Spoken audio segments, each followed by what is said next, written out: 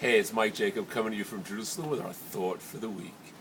So we find in this week's Parsha, Vayigash, that Yosef reveals himself to the brothers in Egypt. And now they're going to go back up to the land of Israel to get Yaakov, their father, and bring him back to Egypt to live with Yosef, that, he's not going to starve in the land of Israel.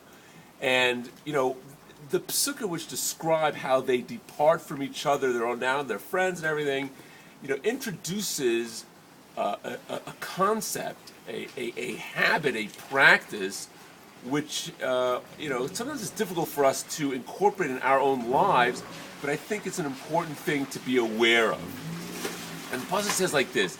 The pasuk says we have to picture who these guys were, who the 10 brothers going back up to Israel, who they are.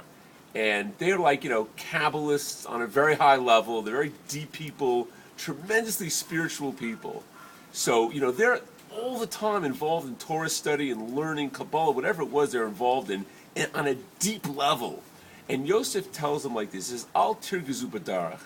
Don't learn on the way, as Rashi points out. Don't learn too deeply on the way back that you're going back to the land of Israel.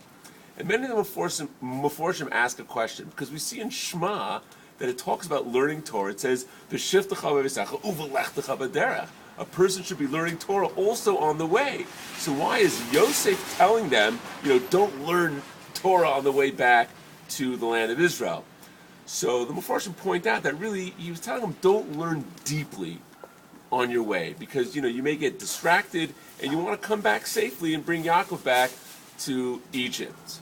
But you obviously, when you do go on the way, you should be learning light things that are very, easy, kind of bite-sized bits of Torah you should be learning on the way. And I think that's something that, I find difficult for myself. But I was learning the Parsha, and I just, saw the Meforshim, and it's something that we should really work on. It's very easy today, actually, that, we should have our Seder there. We are learning deeply and, like sitting in a base medrash or a shul and learning intently, Gemara, whatever it may be. But we travel a lot, and there's a lot of wasted time, a lot of free time, and there's a lot of opportunities. There's a lot of apps out there. I just downloaded a Mishnah Brura app on my phone. There's a Kitzur Shulchan Aruch app. All kinds of things that when we have free time, when we're traveling, we should take the time out and take the effort out to learn light things as we go along. And that's really kind of what Yosef was telling his brothers, is yeshiva near my house, Moras Torah. Guys that come from kind of weak backgrounds, it's very successful, big yeshiva, and they have at the entrance to their base medrash, they have a bookshelf of all these little sforim and guys take out when they take the bus or they go to travel, something light that keeps our connection to Torah happening.